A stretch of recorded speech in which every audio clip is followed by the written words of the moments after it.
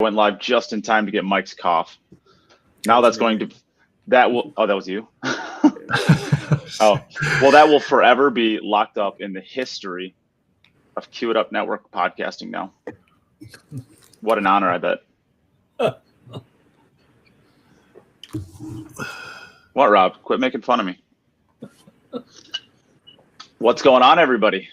We are joined here for another week. We have Mr. Rob Hovick. Say hi, Rob. Howdy, folks. Good enough. Mike Pinoza. Hi, everybody.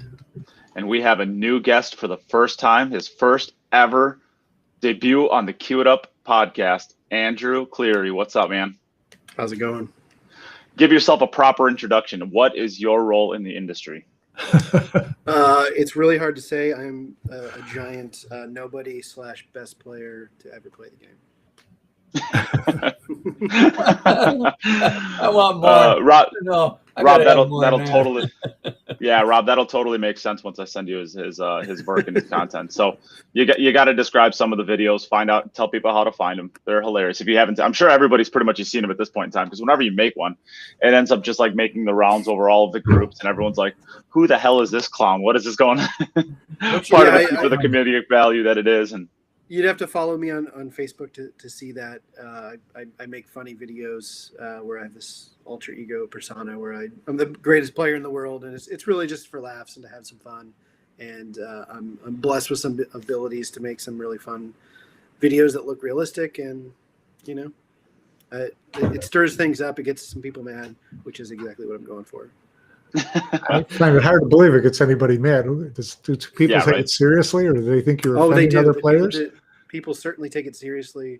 People, you know, I get. Well, I remember one where a guy, he breaks his cue stick in half. He runs one in through the cloth and rips the whole cloth all the way up the table. Takes 2 or 3 balls, fires them across the room, windows. I mean, did you do that one?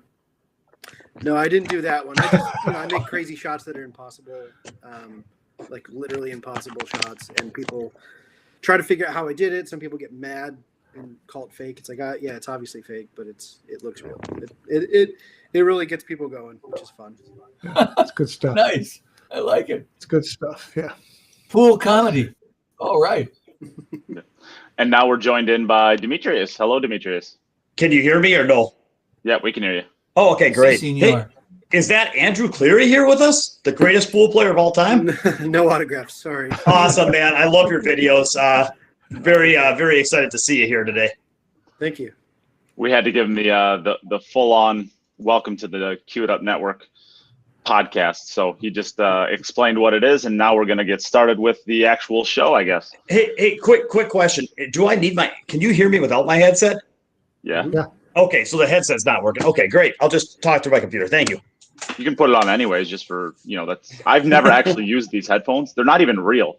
They're like knockoffs that I got in Punta Cana when I was there for my wedding, and I just think they look cool. They cover up my giant ears, so I don't want people making fun of my big old ears. It turns out I'm just wearing them for looks. Yeah, they don't actually work. I'm just talking so loud you can hear me from where you are. That's right. Yeah, pretty much. All right. Well, I'll get the monster going. What are we talking about today, Nate? We're talking about your monster addiction. This is not a podcast. This isn't even live. We're just gonna have an intervention with you. It's a monstervention. Yeah. We're really worried about your kidneys, and we feel like we need to do something about it. Yeah. Well, for those that don't know, these things are. I'm not a sponsor. I'm just a member, the 24-ounce Monster Club. You know what? I'm a pool player, Nate. I figure if this is my worst vice, then I feel like I've navigated better than some. So. That's probably true. Hello, Chris. Changing the rack. Who decided that? You should be fired. You should be fired. It doesn't matter. I'm going to win this tournament anyways. That is such a good line.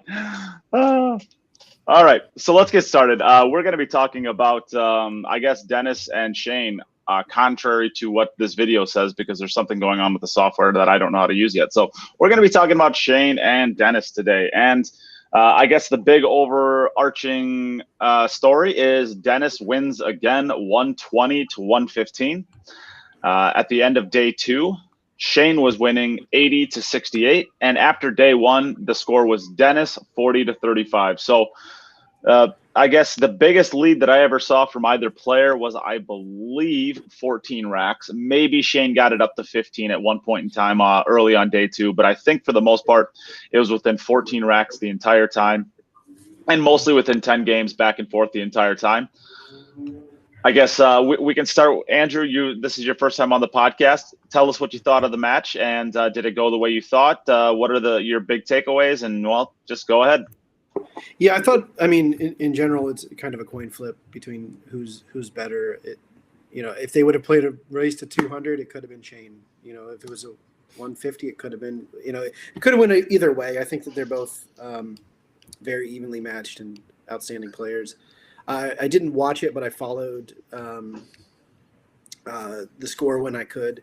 They had a really cool app where you could see the score the and digital what pool, balls right? had been pocketed. I'd never seen that before. That was really awesome. I unfortunately wasn't in a position to be able to watch much at the time, so it was nice to be able to see what was going on. I mean, like I said, it could have went either way, so I'm not surprised by it. I'm actually mostly surprised that it was that close. I mean, I think that either one could win, but the first match went hill-hill, correct? And this one just about went hill-hill, and I think the odds of that happening are astronomical. I think just playing a set this long within 5 games is incredible. Mike, what are your takeaways? Yeah, pretty much the same thing. I mean, I said last week the sequels usually don't measure up to the original. This one was pretty close. I don't think it had quite the drama that the last one did when you come from behind and you're neck and neck to a hill match. It's hard to improve on that period. This one came pretty close. A couple of highlights, obviously. Dennis's 10-pack that he ran, which is pretty astonishing. Although I saw someone posted, I think there were less than 10 dry racks in the entire match. which dry breaks, yeah. There was Dennis had 4 and Shane had 1. There was 4 total. Yeah, it's kind of ridiculous to a certain extent. But they both play amazing run out pool. And Dennis's 10-pack was amazing. I think it was pretty interesting that Shane's lead after the second day was almost identical to the first time. And Dennis just, what did he beat him then? 52-35. The rest last of the day, way, something like that. Yeah. So Dennis he's a beast, obviously. I didn't see a lot of the last day, so I don't know if Shane had a lot of misses. But Dennis just has no quit in him. So that's his reputation, and that's what you're going to get going in. And I just wonder how much that played into Shane's mind on that final day when he was starting to make his comeback. Yeah, and I think I'm the only person that watched the video basically from start to finish. I probably missed less than 10 minutes. I know the Bucks were dominating the Nets, so I missed a little bit of day one by watching that, but it was still on my phone right next to me. The last day was weird. So you'd kind of mentioned that you don't know if Shane missed some balls in the last day. The last day was really weird. It started out with Shane kind of coming out. He gets kind of a fluke scratch to get Dennis a couple games on the board, and then Shane just, his break was just so good. He started parking that 2-ball right over the right middle pocket, making 3 balls and having a shot every single time. And he kind of rolled that to a pretty big lead. Like I said, he got up to 14, maybe 15 racks at one point in time, and then the wheels just fell off. And the wheels didn't fall off in sense of like the way he was playing. He was getting the flukiest scratches. He was making phenomenal shots, like shots that you shouldn't even be taking on probably, but there's no other option for a safety. And he'll go 4 rails and fluke off a ball into the side pocket. He had maybe 6 or 7 just crazy fluke scratches that gets Dennis completely back into the match. And then the rolls just stay like that all the way up to basically, maybe 105 to 100, that kind of range. And Shane was still playing great. He was still running out for the most part, but eventually it started getting into his head and he couldn't fade it. And he just started really grinding through some pretty bad mistakes. And kind of the second half of the beginning of the second half of that match on day 4, and he eventually came back. He put a little storm together. I think he was down. I want to say he was down like 107-10, or 107 to about 100, and got it back to. I want to say it was 114 to. I think he was down 114 to 106 too, and he got it back to 114 to 113, and then obviously Dennis pulled away from there again. But Shane eventually was able to fade some of the bad rolls he was getting in the beginning and play well towards the end. But Dennis just, Dennis is Dennis. When it comes down to crunch time, I mean, who would you rather have in that position? And, just closed it right out. So, Demetrius, what you thinking? Yeah, I like the way you just closed that statement. It was a tough call. And I think originally I said I kind of felt originally that this was a toss-up, but that I had to give Dennis a slight pull. I think the thing about it was if Shane, if they play 10 ball where Shane's got a big break edge, his high speed is just too fast for anybody to catch, at least for Dennis to catch. When you play 9 ball with the 9 on the spot and rack your own template, which I'm sure we'll get more into, it really came down to can Dennis break as well as Shane? And I felt that if Dennis could neutralize the break and break as well as Shane and make it, not about who can, not about fastest speed or breaking edge, but just who can play. I felt that it was a real toss-up, but that in the end, I thought that Dennis had a pull because I just feel like he's a little bit grittier and more engaged and just a little hungrier in these spots. And so when it comes down, I've seen this a lot of times. For example, I've seen big challenge matches where 2 people play like a race to 30 and it goes 25-25 and then somebody wins 30-26.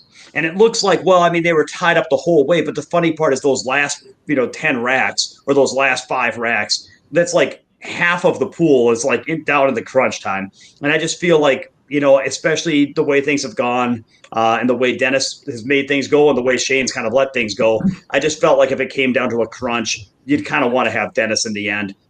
And so even though it's a race to 120, it just felt like Dennis was more prepared to do what he had to do. The things that stand out, for him, you're talking about rolls. I didn't watch it. I've played enough pool to know I've been the victim of some horrible beats. But I'll tell you, in a race to 120, it's just, there's some things. But, man, it's just really hard to say rolls cost you. All I know is that Shane had Shane had a 12-game lead coming into the last day, the last 2 times, and couldn't hold it.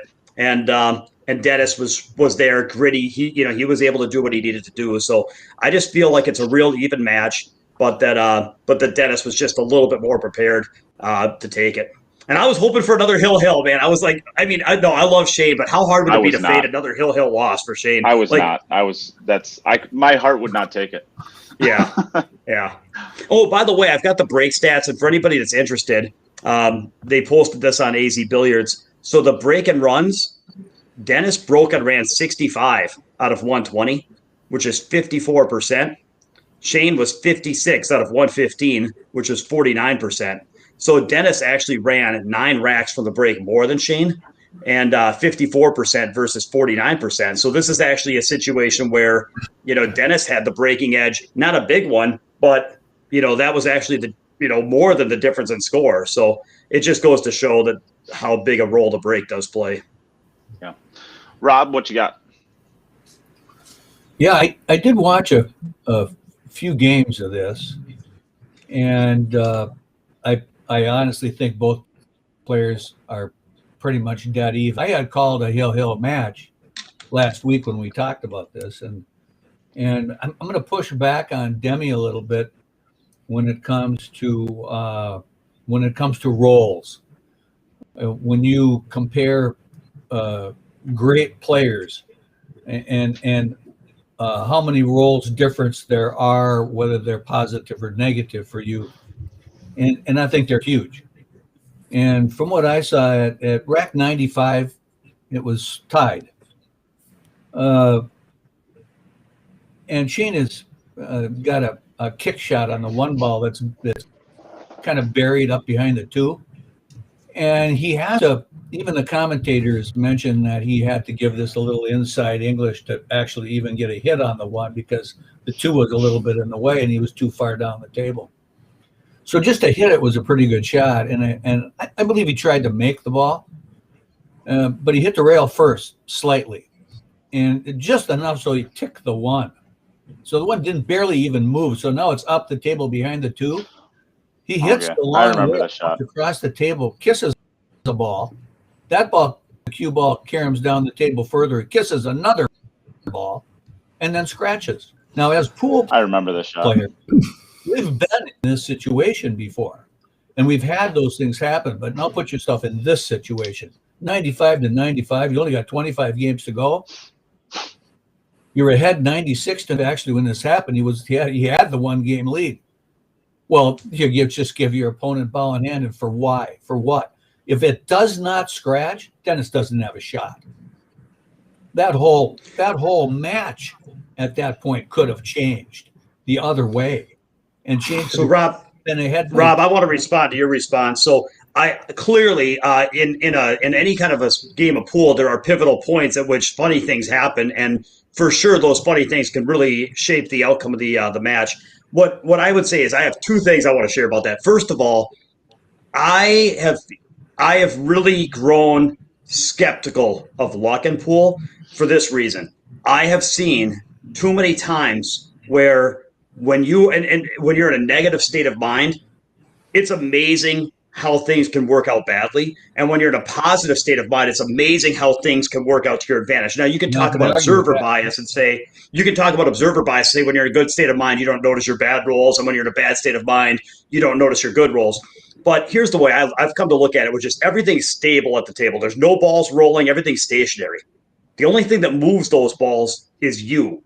And just because you can't consciously control a 4-rail off a ball scratch, subconsciously, like if you're not in a good state of mind and if you're frustrated and if things aren't going your way and you're kind of acting like you're betrayed and whining, like it's amazing, man. I believe that your subconscious can create stuff that's negative out of situations where it looks like luck. So I think that your state of mind influences the rolls. That's the first point. And then the second point is that there is luck in pool, and part of the skill of the game. So there was a Howard Lederer, a poker player, had a great saying. He said, in poker, there's skill and there's luck. And one of the most important skills is handling the luck. And one of the things that we love about 9-ball, and I remember Billy and Cardona always talked about this, he says there is luck in 9-ball, and that creates adversity for the players to face. And so both players throughout this set of 120 had times where things were really not working for them or really weren't working for them. And then that gives them a chance to respond to that. And the player, when Dennis had things not working for him, that guy is like he just does not stay down. He does not get encumbered by that. He seems to be so positive and so confident and so determined that he handled that adversity better. Whereas Shane, and I didn't watch the whole match, but like when it seems like it seems like it fatigues him a little bit more. And so in the end, I think a lot of bad luck that seems like bad luck is created by your mind and your state of mind. And then also a big part of a race to 120 is who can bounce back and manage that the best. And I think that whoever can do it in the end has a big edge. Now, in this case, it was so close. And like I said, Dennis just ran a few more racks from his break. So maybe it was just a toss up and Dennis happened to get there. But I just think there would be, I don't want to overstate the role of luck in this one. That's all. I tend to agree with what you're saying here. And I think that when you think about a match and you think about when something happens towards the end, and you're like, oh, I lost because of this roll. What about all of the mistakes he made leading up to that in the match? And he might not have made a whole lot of mistakes. I mean, Shane plays pretty damn good, but I'm positive that there's things that could have happened in the first, 100 racks that he could have done differently that would have gotten him an extra game or two. Wouldn't have been tied at that point. So, I mean, we always look at the things at the end that could have affected it, but there's so many things that happened leading up to that you could have done differently to be in a better position. Yeah, well, of course, but that does not take away from exactly what did happen when it did happen. In rack 98, Shane breaks, makes a ball, and he's got the 2 and the 3 ball on the rail. One just a little side pocket, one just like a half an inch below it. He's across the table now. He's got the 2 and the 3 ball on the same rail by the side pocket. His decisions are, what do I do? Play safe? Or do I try to make a very, very difficult shot with maybe only 2 different ways to make position on this ball? both of them require the cue ball going across the table and back again. So Rob, are you saying it sounds like you're saying that Shane was basically on track to win this thing and just he got horribly unlucky. If they ran, I mean, first of all, is that what you're saying? Secondly, if they were to play, two out of the 5 games, he got terribly unlucky. Period. Okay, if they were to play again, would you want to bet Shane? I would bet Shane. Okay, definitely. I was just curious. Well, when I said they play pretty even, you take away, say, the 7 rolls that Dennis that were good and the 4 rolls that Shane had that were bad. That's 11 turnovers in that match to 120. He only lost by 5. So that luck is a factor in the game. Now, whether you're in a state of mind that encourages that or discourages that, that's up to you. But I've seen I will say people have very bad luck. So really, and you can create to a certain extent as a player your good rolls or bad rolls by your attitude, for sure. I don't argue with that. But that is not there was in these 2 racks that I watched. 2 out of 5 racks I watched changed the whole perspective of the final 25 games. There was a stretch of 20 games on the 3rd day where when Shane was up maybe 13 or 14 racks, where there was probably a 20 rack stretch where, I mean, Shane got to whenever Shane got to the table, he was kicking at balls, which is, that's obviously Dennis controlling the table. But there was probably 4 or 5 shots in there where Shane would get good hits, and he would, just like what Rob just described there. He had like caroming off of 2 balls right into the pockets.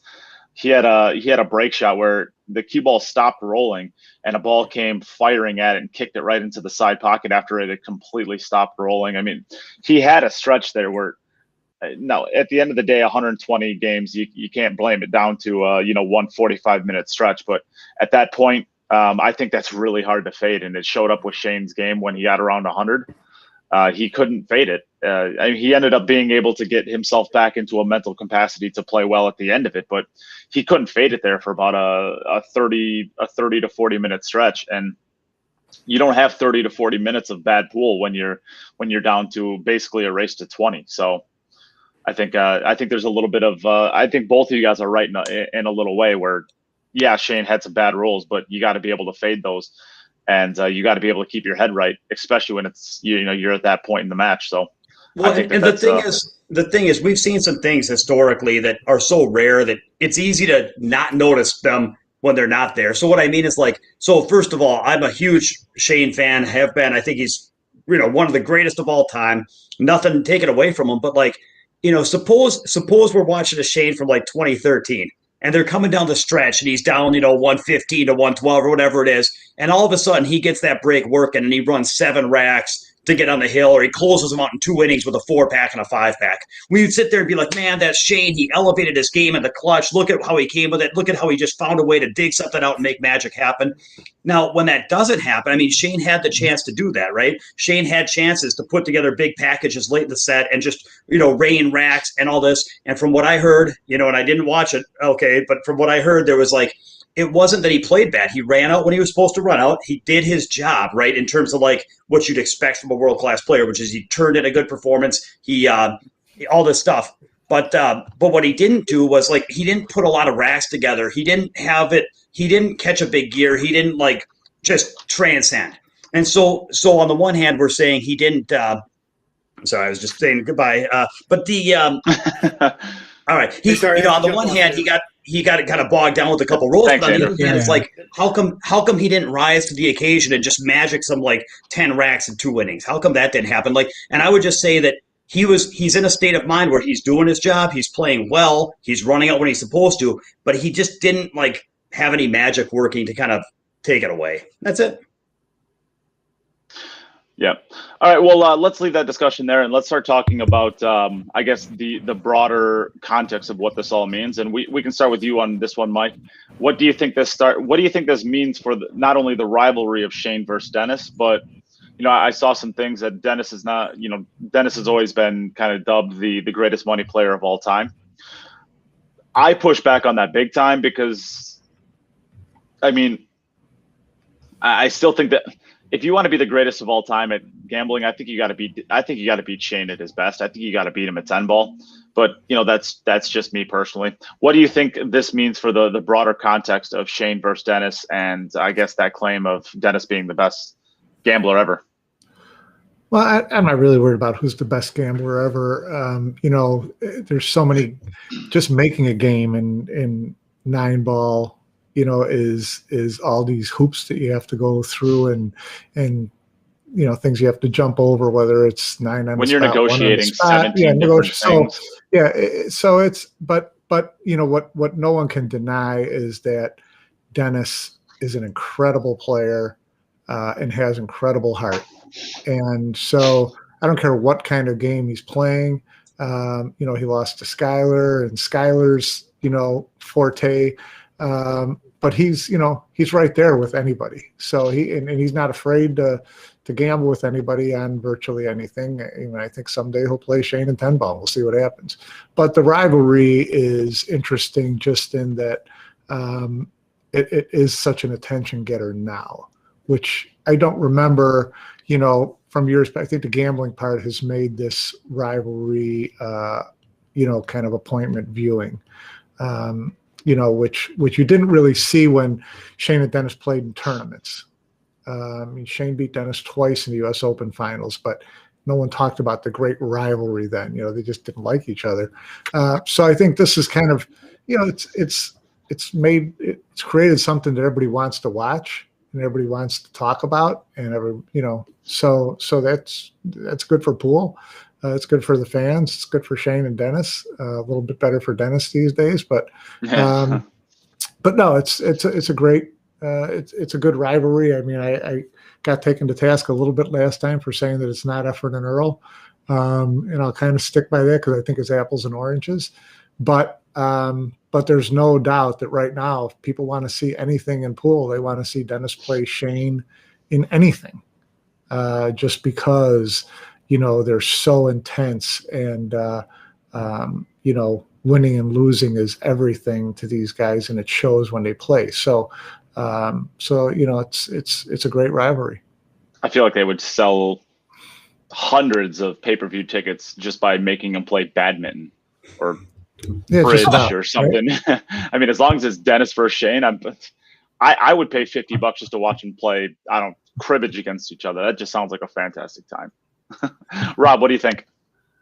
Yeah, well, I think this does nothing but help pool in general, for sure. And to have any rivalries out there in any sport is advantageous to the marketing of it and fan base and all the rest of that. So it's a great thing. I'd love to see these same two guys go at it numerous times down the road in the future. I see little Chris posted a suggesting if people are talking about bringing back straight pool and having longer races in straight pool. And I do have a thought on that, and maybe we could attack that next. Next I was planning on talking about that right after this something. Well, no, we'll talk about it today. Mark Helferson does say at 101 to 98, SVB hooked himself on an open rack. Okay, that's not luck. No, that's not a roll. Just a mistake. That's just poor, yeah. And but that's and that was probably just as critical as a luck shot. And there was another comment too here about, you make choices on taking certain shots and not certain shots. Some are maybe more dangerous than others. Some create the aspect of possibly having bad luck happen to it. Well, in this one shot where Shane kicked at that one ball, there was no other option there. That was the only shot he had. So it wasn't like, okay, he made the wrong choice of what to do. Can I jump in real quick? Yeah, go ahead. Don't think I'm saying anything. We I listen a lot about the the roles and things like that. I thought that the reason that these guys played matches to 1 million, was because the arguments during tournaments was always that you need a longer match so that the rolls even out and the good luck evens out and the bad luck evens out and the best player wins. Well, they played 235 games. I mean, I think I'm of the mindset that I don't even want to hear about the rules. 235 games, everybody had their chances to do what they needed to do, and you can get some good luck and you can get some bad luck. And their whole argument in making these things all along has been, if we play to 150, everything's gonna even out. Well, let's just kind of assume that they know what they're doing. Yeah. Well, I think Mike, I do want to talk about the straight pool thing with Low Chris, but let's do it after this discussion. Mike's, I guess Molina Mike says Dennis is the best money game player since he gives up massive spots and is always in bad games to get the cash. Shane gets catered when making games, rarely gives on his terms. I mean, that's a great. It's hard to argue with that, right? I mean, when I say the greatest money player of all time, though, I don't think I would put Shane in that. I mean, if you're going to put in, I mean, you could attack this from, well, if Dennis isn't, who is? And nothing really comes to mind. Like you could go with somebody like a Reyes Gomez, somebody like that who, everybody he plays against, he usually ends up beating, of course, except for Dennis, right? That was the one person that beat him in his kind of, trick 8-ball game, as Demetrius would probably describe it as. Take what you make, last pocket 8-ball. I mean, he wins a lot of matches like that too, but it's kind of like the whole, you're just kind of making the rules based off of what you know how to do and then just dominating people in games that they don't know how to play. What's the most money you've ever seen a game of one 9-ball rack played for? Well, the Hill with Shane and Dennis would have been, close to 100,000, right? Okay, well, no, I don't mean the whole match. I mean, just you're out there, you're gambling, you're playing so much a game. That's it. You're gambling with somebody. What's the most you ever seen somebody play for? I don't. $500. I mean, nothing crazy. Personal. I mean, in real life. Yeah, I'll just jump in and I'll just say I think that the problem with greatest money player of all time, I think that right now you'd have to give Dennis. If you said like who's the best money player alive, I think Dennis, you can make a real good case. I mean, he could play the best of the world at one pocket, 9-ball. If you wanted to play an all around, I don't know that you'd do better than picking Dennis. So therefore, and not so that's just, and then you've got ability, and then you've got reality, which is he has been getting in the ring playing Shane 9-ball for money and playing top players for money. He's been in action constantly. So far we've got two things: one, his all around skill set is the best of the world, or right there. Two, he's actually been doing it and getting in the ring and playing and winning. And three, he's demonstrated tremendous resilience to huge amounts of adversity. So he's made these huge comebacks with huge deficits against world class elite players. So between the heart he's shown to get in the ring, to win these matches, and to play at the highest level in all the games, you have to give the guy credit as being, maybe the top money player in the world. The only reason that people, I think, kick back on that is that they have the wrong picture of what that means. Maybe if somebody thinks that the definition of the best money player in the world is somebody that can literally play anybody, any game at any time and always win, well, the competition's too tough, and that's not going to happen. I mean, he can't go play Ronnie O'Sullivan snooker and play, Chinese 8-ball and play this guy and 3-cushion and just win every time against everybody in every situation. Like, nobody's that good. The competition's too tough. So within the reality of what's possible in this competitive age, I think Dennis has done about as much as anybody can do as a money player. There's nobody else. I mean, there was a time where Alex Pagulayan was on the trajectory of pushing him, but I mean, he's not fallen off the map by any stretch of the imagination, but his game is, Alex is a little bit younger than Dennis. I'm right in saying that, right? I think he's maybe 2 or 3 years younger than him. Yeah, sounds right. Am I right there? Anybody know? I thought Alex was older. Is he? He might be. Let's find out. I'll check Alex Pagulayan. This is on the job research. Alex is 42. Dennis is older than 42. I think Dennis is 41 or 42. 42. Yeah, so they're the same age. Yeah. I mean, and I mean, Alex, I feel like Alex has really hit, I don't want to say a wall, but I mean, his game has fallen off, and I don't know, has Dennis's game fallen off? I mean, is doesn't look like it. It doesn't look like it, right? I mean, he's holding I'm this. not He's sure holding his game. Yeah, that could be true. I mean, Dennis is, man. It just seems like whenever it's time, the dude just shows up. I mean, it's crazy. So yeah, not just one genre of pool. I mean, it's all of them. He's good at all of them. well, it's wherever the money is. I think Mike hit it right on the nail right on the head there. I mean, it's whatever the game is. It doesn't matter how to set it up. It's a matter of how can I get my money in and win. And, whether he's giving up massive spots, I've heard of him giving 17-3 in one pocket and winning. And we're not talking like winning, playing for like $100 a game. Like during part of the COVID, the shutdown early on, he was in Vegas playing people for like 15-3, 17-3, 15-4. I mean, he was giving up these massive spots for tens of thousands of dollars playing in griffs, and he wasn't winning every time, but he was winning the majority of the time from what I was hearing. I mean, the dude is, if you're going to say he's not the greatest money game player of all time, give me the name who is. Yeah. And if you can't come up with a name.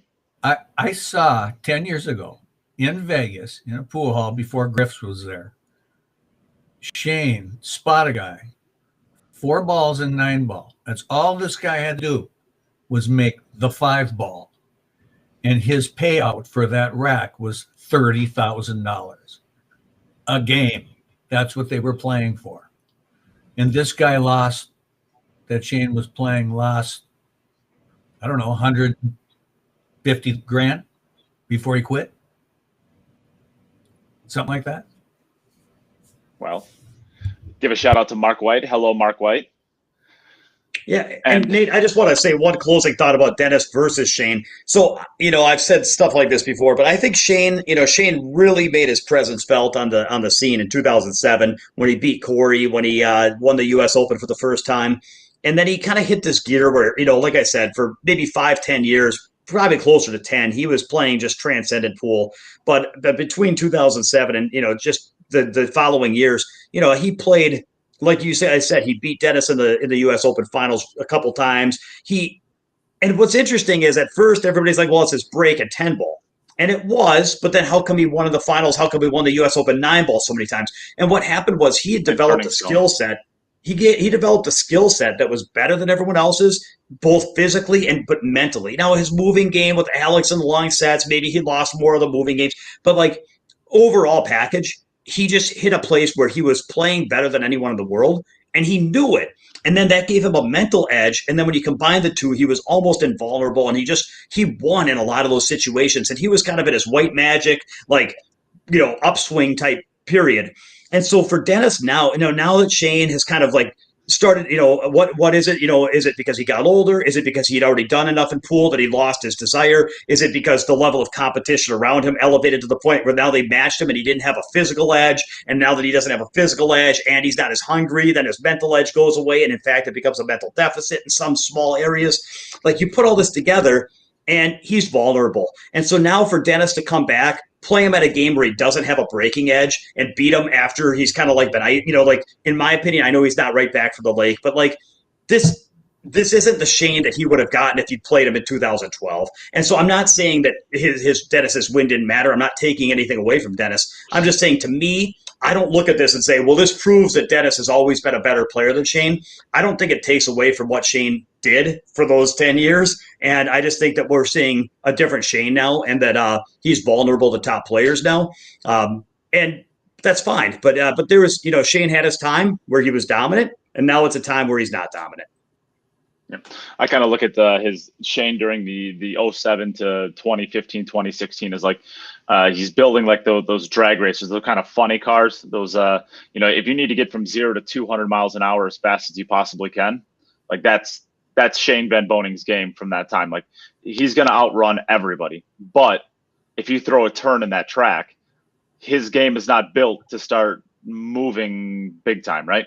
He could take small turns, stuff like that, but he's not an Indy 500 racer. He can't take turns at 80 miles an hour because his game just was not built for that. He's designed to outrun everybody as fast as he possibly can and just demoralize you. And if his game is right and he's doing that, I mean, he's still name somebody in the world who can get hotter right now. Maybe you're naming off 3 players. Maybe the point is but once that adversity comes, you have a turn in the road. Shane's I don't know. He hasn't gotten there when it comes to matches like that throughout his career. You named Alex one. I got another Dennis question twice, right? for you, Nate. So go ahead, Rob. About the match, I just want your opinion on the commentary overall for the whole. You watch almost. I'm gonna avoid that conversation. Sorry, okay. Rob. We can. We're gonna avoid that one. I'm not getting myself in trouble there. All right, so I think let's we'll give a shout out to Jim Fitzpatrick. I think we should start taking. I think we should start talking about jump cues now. Now that Jim Fitzpatrick's here, I think we should talk about jump cues. No, I'm just kidding.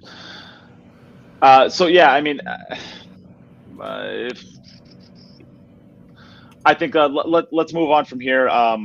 What does this mean about the legacy of Shane and Dennis? Is Dennis now got the edge as far as career? So Shane's never lost to him playing 10 ball, right? I'm correct in saying that. But now he's certainly lost the edge in 9 ball. So if you had to take a step back and look at both of the players' careers and say which of these players which one has the edge as far as their matchups, what do you guys think? Do you think Dennis has the edge? Do you think Shane has the edge? I'll jump in first because I already kind of answered that. I think in the overall scheme, Shane has made a bigger impact on Pool. I think that when he was on his game, like in his golden years, I don't think that Dennis was beating him at 9 ball or 10 ball. I think that Shane raised the bar of Pool and set the bar to where the Europeans and the Asians have kept up, with Shane, and duplicated that as of 2016 to 2020. They caught up, but Shane was the one that raised the bar, in my opinion. He was the one that kind of solved the 10 ball break and provided a gold standard for everybody. I think he made a bigger impact on the game. I think he was more dominant for 10 years, and I think that he had the best of it against Dennis, and I think his resume was more impressive. Now, from there, the fact that Dennis can, if he can find a way, I think it would be interesting to talk about the role of the break. And but anyway, this format. But I think if the break's neutralized and Shane's not on his prime, he's vulnerable, and Dennis can, win matches. So maybe Dennis has a longer career or a more rounded, maybe he plays better one pocket. But I don't really think this tarnishes what Shane did anyway. Mike, what do you think? I'm not sure what careers we're talking about. Are we talking about Dennis? Shane versus Dennis. Yeah. Well, head to head, or are we talking about their resumes, or head to head? Well, that would be from tournament standpoint, that would be factual, and I don't know what the answer to that is. I would think that Shane still has in tournament play the better head to head record with Dennis, especially when you get into the bigger tournaments. As far as overall career resume, I don't think Dennis is even in Shane's ballpark. Shane was a dominant player for years. I don't remember Dennis ever being the dominating player for a stretch of years. When you talk money matches, it might be a completely different topic. But, I look at things in terms of tournament wins and head-to-head matchups and that type of thing. Because it's more tangible, it's more right in front of me, and I don't think that they're even in the same ballpark. Yeah. Well, I kind of look at I'm kind of looking at this as like for any of the basketball fans out there, you have overall peak of their career, and I think that's Michael Jordan. I don't think you can argue that the peak of the career with Shane and Dennis. Shane, right? I mean, it's not even close as far as the peak. But now you want to start talking about longevity, and you can start bringing LeBron James in there and say, well, who's the greatest of all time, Michael Jordan or LeBron James? Well, if you're talking about longevity, it's hard to argue against, LeBron. I mean, he's done it for so long, and it doesn't seem like he ever gets worse. I mean, every year in and year out, it seems like he's playing the game at such a high level, and he's not dropping off at all. And that seems to kind of be where Dennis is right now. Shane, we can see a little bit of a drop off, I think, from where he was back in 2007 to 2016, like Dimitri said.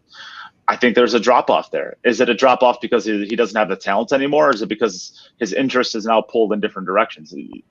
You can make the same argument there because Michael Jordan went and played baseball for, a couple of years. I mean, he missed time twice in his career. So I think that there's a real discussion that can be had there as far as, who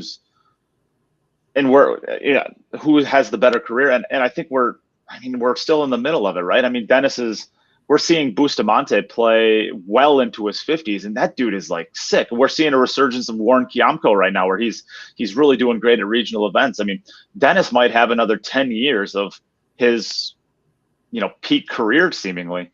And then we'll have to get to this discussion at that point in time, but I think the book is yet to be written. If you want to talk about peak, Dennis will never hit the peak that Shane hit. I mean, there's just no way at age 42 that he ever gets to that style of peak that Shane hit. But I mean, it's an interesting discussion to be had. I think it's a hard it's a hard question to answer, I think. So I got a question from Mike. I guess we'll ask. Sorry to interrupt, Nate, but I got a question from Mike. He might be the best to answer this. Who, in your opinion, is the current elder statesman of the professional pool world? In other words, the oldest active playing professional pool player who is competitive on the stage nowadays.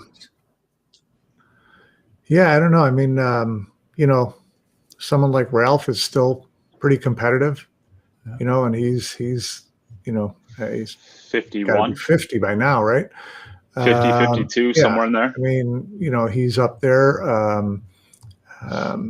Certainly, Francisco still plays a pretty good game, and Earl,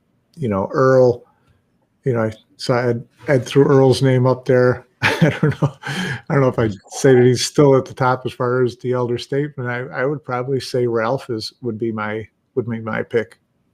Demi, would you play Earl for money right now? I mean, I can't win against him. I mean, it would be like betting that he just kind of like, maybe I would just start jumping. Maybe I would just start jumping random shots just to kind of tilt the guy. Maybe if I just started jumping at everything, he'd be like, "Why are you shooting that with the jump cue?" But no, I mean, let's be clear. I mean, I can take a set off Earl, but he's a better player. I mean, what do you want me to say? Well, I'm just curious if you would get on the table with him or not. Oh, I mean, I didn't. I mean, no. You know what? Actually, as I think about it, here's the thing: is there's kind of two reasons to play pool for me. One is to kind of compete and try to and then the other one is to have fun. If I played Earl at a tournament, that's fine. But I don't think that, when it comes to playing challenge matches, I try to play matches with people that don't make me hate my life. I'm just too old, man. No, seriously, I've only got so much time. I don't see any reason. I'm not some young gun where I'm trying to beat everyone in the world and prove something. I know where I stand. I want to have fun. I want to challenge myself. But I can challenge myself against people that I can enjoy my time competing against. I'd play Shane, and I have, and I'd play Boosty, and I have, but I don't really want to play Earl. I don't think that would be much fun. So I don't think I'd want to play Earl. Okay. No, I like that for your answer there. I don't think it'd be any fun. Yeah, I don't have time for that. But yeah, Nate, I wanted to ask about the break. Did we have anything to wrap up on here? No, that's no. So here's what I think about this break, with the 100 and, with the 5 dry breaks and all this. I think that really helped Dennis, because there's 2 ways that you can neutralize the break at pool. You can make it really, really, really, really hard, like playing, 10 ball at hard times on really slow cloth with 4-inch pockets where nobody can run a table hardly. And that reduces the roll of the break. Or you can make it really, really, really, really, really easy, where everybody's guaranteed a successful break. And by making it either so that the game after the break is super hard, or so that the break doesn't matter as much, or making the break so easy that nobody can have an advantage because everybody can break perfect, either way, you reduce the roll of the break. You reduce the roll of the skill in the break. It doesn't reduce the roll in the break it either you either have to minimize it or maximize it. But it's like a bell curve, right? Yeah. So you get out towards really the end, weird. It doesn't really matter. Yeah, in this one, the break was so easy for these guys that it almost neutralized it because it was so easy. What do you guys think about all this? Like Dennis runs 10 racks. I mean, it's the highest rack run on a video, but it's like he's also guaranteed a ball and he could play soft breaks with shape. Like, what are your guys' thoughts about the breaking rules in this format? Yeah, I didn't care for it. I mean, I didn't care for the lack of anxiety with the break. There just wasn't any on either player or the fans watching. Well, I will say this: it was towards boring the end, watching the break. Really, it was. Towards the end, I mean, Shane was starting to like actually rev it up. I mean, he stopped trying to control the 2-ball towards the top cushion and draw the 1-ball over to the right cushion, so he'd have a shot on the 2-ball. And he started cutting through the rack, the same break that he won the U.S. Open with. He cuts through the rack with the cue ball and sends the 2-ball around the back of the stack, 3 rails to try to park it in front of the right middle pocket. I mean, that takes some speed, a little bit more speed on the break, and that's a little bit more exciting to me. But to be honest with you, I thought the first day was torture to watch. If it wasn't Shane versus Dennis, I wouldn't have watched it with that kind of breaking style. It's just the most exciting part of a rack, especially at this level, is watching what happens after the break. And it was just so incredibly easy to control all of those variables. And the only thing that you were really looking for is the 6-ball going to come up and tie up with the 2-ball, or what's going to happen with the 2-ball is going to get kicked and it's going to be right on the 50-yard line, something like that. That's the closest thing to excitement we had on the break. It is what it is, but I think and really quickly for Ben Brady, the Sardo technology required you to actually tap the table to create the holes for the balls to sit in, and that actually did a lot of damage to the cloth. So I think that's a lot of the reason why they got rid of the Sardo technology. Maybe you guys have insight that I don't have, but he asked the question earlier too. You always had to tap the table to make sure that there was holes for the balls to sit in.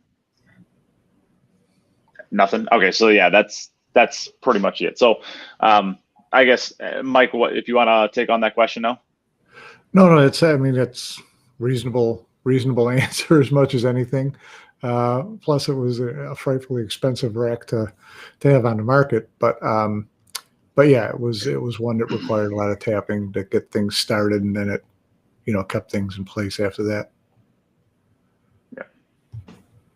So, Demetrius, is that kind of the answer that you're satisfied with, or what do you think? Yeah, and I think that's it. I think that we can close. I mean, because there's a long conversation I don't really need to steer into, which is, what should the role of the break be, or what are the best break rules, or how do you fix it? And then there's 100 different perspectives about, are you coming at this from a tournament director or from a promoter or from a player's perspective? Yeah. But I think just to say that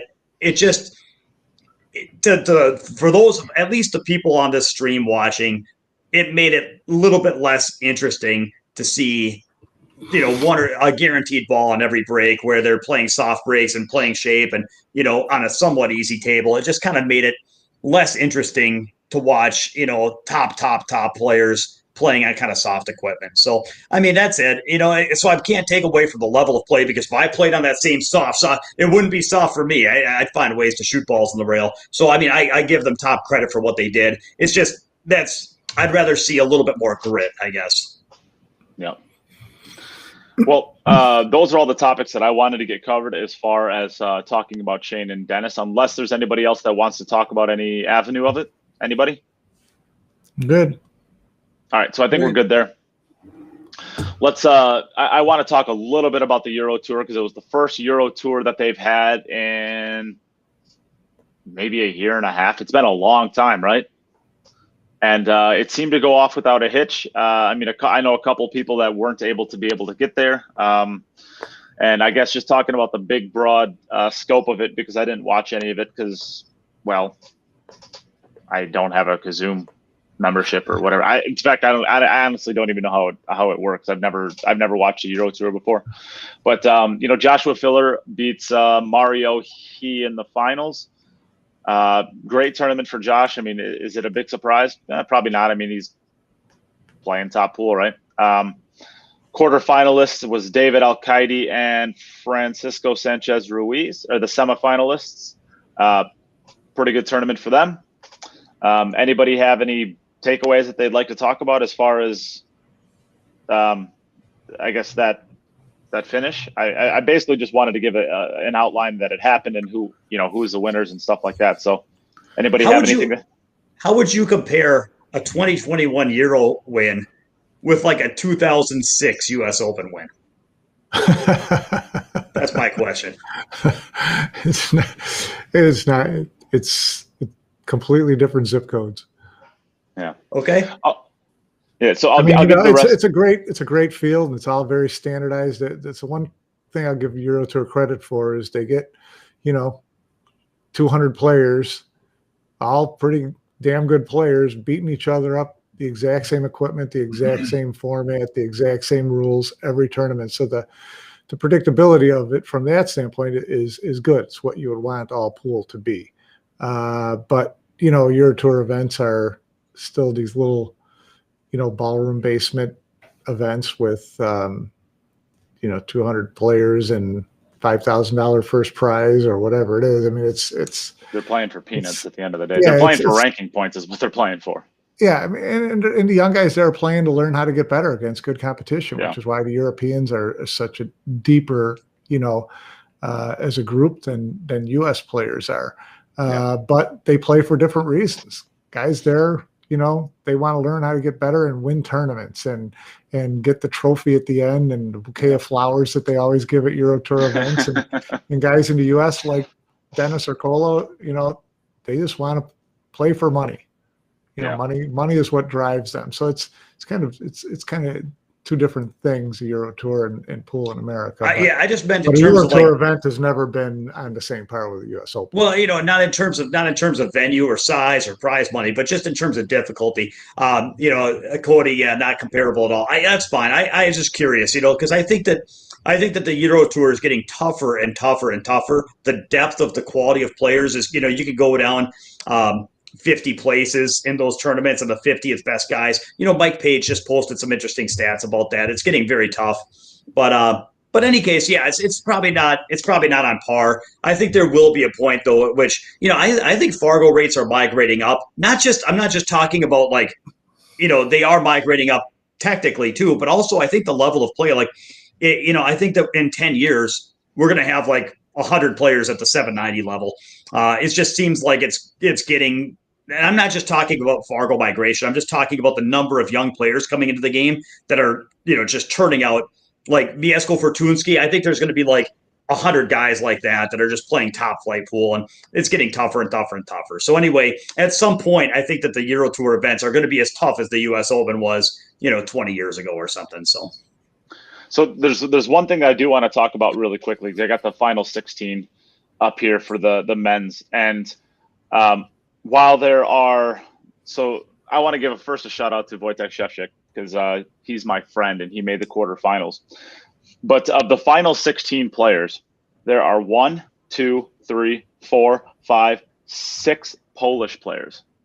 6 of the 16 are Polish. Isn't that crazy to think about? But none in the Final Four. But none in the Final Four. That's the whole thing with the Polish players are so incredibly solid, incredibly deep, but there's no number ones. They just they always finish in that 5 through 16 area, which there's nothing wrong with that. I mean, they're great players. Strong, but as a country, they had 9 players that reached the single elimination final 64 at the World Championship. All 9 players they brought reached the single elimination stage. So they can play, but they need to get to that next level. So the quarterfinalists, Alex Kazakis loses to Joshua Filler. Wojtek Szewczyk loses to Francisco Sanchez Ruiz. Jose Alberto loses to Mario He. Victor Zeleneski loses to David Al-Qaidi. And then the final 16, Ruslan Chinnikov, Konrad Justishin, Nick Economopoulos, Albin Ocean, Babika Radusla, Tomas Kaplan, Matsuez Snogaki, and then Sanjens Panavelovich. So those are the final 16. I mean, it's great to see that the pool's back. I mean, it seems like the pool has been open in the U.S. now for a pretty good amount of time, I would say. And it's now finally starting to open up in Europe too, so where they're getting their events back. So that's pretty cool stuff. I guess, does anybody have anything else to say about the men's Euro Tour? Nope. And I'm trying to find data for the women's. Well, Yeah, I've got a a question. They play 9 on the spot template racks, correct? And I think yes, and I think it's break from the box. I think, but I might be wrong there. Okay, that's the difference, huh? I think. So because Shane and Dennis were breaking off the side rail, weren't they? Yeah, not off the side rail, no. They weren't. They were breaking from the box. Right up. No, well, it's right around the first diamond. Okay. Yeah. It just seems weird. How come it doesn't like play such a role in the Euro Tour events? How do they make it work for them? And it doesn't work in the Shane versus Dennis match. They don't have a 99% break success rate, do they? They're using wood rack. So they're not using templates. So okay. Yep. So Mark White is our resident European expert. No template, no break from the box, and they use the tap tables. So very similar to the Sardo still, but and then the women, I want to give a shout out to Anna. Oh my, you want to talk about butchering names? Oh my God, Ed, earmuffs. Anna Gradiznik. Pretty close, Nate. I mean, I'm sure that's wrong. But she beat Pia Filler in the finals, and what a great tournament for Pia and Josh. I mean, the killer fillers, first in the men's and second in the women's, taking away all that Euro Tour money. It's I mean, I said it a long time ago. Pia Filler is, I mean, she's on the cusp of being a women's world champion. I predicted in 3 years' time that she was going to be a women's world champion. I think we're seeing it. She's a beast. Strong prediction. I said this maybe 3 months ago, February. So whenever that was, I said in 3 years' time she will be a female world champion. You heard it here first. She's playing some strong pool. I mean, there are some women in Europe right now that are just. I mean, some of the women, like if you brought Margaret Pepilova over here, she might make the Mosconi Cup team. She might. She's playing that strong. I mean, like Jim Telford, when we talked about this, Jim Telford's like the Fargo rates, and of course, you know, you say whatever you want about Fargo rates, it's right more often than it's not, but you can say whatever you want about it. The U.S. is getting down to the point where like Jim Telford would be in the running in the U.S. I mean, Chris Robinson's a 647 or a 747 Fargo. Jim's like a 735. You know, they're almost to Jim Telford's, and he doesn't even get invited to the World Championship. So I mean, that's kind of he doesn't even get to get the bottled water. No, Jim's a great player. Really big fan. Like I said last week, though, I just want to mention this because for 2 reasons. One, got to plug my boot camps. Check me out, guys. mnpoolbootcamp.com, like minnesotapoolbootcamp.com. I had 2 guys come over last week. A guy with his 13-year-old kid, and it was Pete and Ed. And I'll tell you what, man, this 13-year-old. I'm telling you, I've seen it again and again, but man, he just came over. Was it last week? It was just last week. And kid shot really good. We were sparring the first night. I mean, he got to the hill first and he almost beat me that set. I got lucky to win that set against him. And this 13-year-old, he shoots like super clean. Like you're talking like the way Filler shoots, the way these top players strike the balls, where I mean the kid shot straighter than I did, and just I mean I beat him on experience, but like I can see it's like he's 13 and he's giving me a run for my money, and he's from South Dakota, he's from Sioux Falls, so hey, what's going on, Ed, if you're watching? But I'm telling you, man, I'm telling you, that's the second 13-year-old that I've been playing here in the last month where I'm like, in a year's time, I'm not going to be able to beat these kids when they're 14. And this, his goal is like, I'm going to be on the Mosconi Cup when I'm 18. And I'm like, yeah, you will, because he's not striking the balls like Tyler or Chris or they're striking the balls like Filler and Shane. You know what I mean? Like they're striking them that good. And so they've got a lot to learn, but man, these junior players are coming on strong. Hope so. We need it. We need the reinforcements. Trust me, it's coming. It's coming. Yeah. Wow. All right. So we can leave that discussion there about the Euro Tour. I guess the only thing I really wanted to talk about is the Shane versus Sky on the race to 150 on the bar table. We don't have to talk about it too in depth because it's I think it's July 7th through the 9th. I'm just coming up with that off the cuff, so I'm sure it's probably not right, but it's very close there. It's a couple weeks out. So I just wanted to say that it's happening. Give the format to race to 150 on the bar table, template racks. Normally I would say, Sky is the bar box king. He beat Dennis. Dennis just beat Shane. How can Shane beat, Sky? Who knows? We'll see. But yeah. Oh yeah, we got to talk about the long straight pool races for Lowcrest. Sorry, Lowcrest. What do you guys think about having straight pool, longer races in the straight pool? I think it's too complicated of a game. It's a game that nobody knows how to play. Yeah, I'll go first. It's hard to watch. If somebody runs 100, you ever watch somebody run 150 balls? It takes forever. And I mean, it might take 45 you minutes. You want to hope they run 150 balls, because if it's a 90 inning, race to 500, it's going to take a month. Yeah, fan wise, it's going to be a tough deal. I'll wait for the Netflix series on that one. Yeah, I think 14.1 is the game. The game is past that. The game is past really having that as a big part of this game. I think this game to really appeal to the masses, it's going to have to be quick, fast paced, and exciting. That is everything that's not straight pool. How many people do you think watched John run 626 balls? Well, they didn't make it public. You have to exactly. You have to cross a boat and slay a dragon first. Okay. I mean, that's, you want to talk about like losing a major opportunity at growing this game. I mean, that is. I mean, that was the most interesting thing that's happened to pool in 5 years, and nobody gets to watch it because it's like Demetrius said, you got to cross a moat and slay a dragon just to even get the opportunity to. It's the whole putting this thing lock and key. I mean, it's great for John because he gets to now benefit from it for years and years and years, but the pool world gets nothing out of it. It's a bummer, right? So I guess that's really all I want to talk about for today. I think that's I think that I just want on the Sky and Dennis thing. I think that Sky has got to be the favorite at this point. It pains me to say it. I think again 5 years ago, even if we could take the Sky from today against the Shane from 2012, it would be a pretty tough match. I think Shane would win. But the thing about it, I think about what Rob was saying about these in between spots. I watched Sky play Dennis.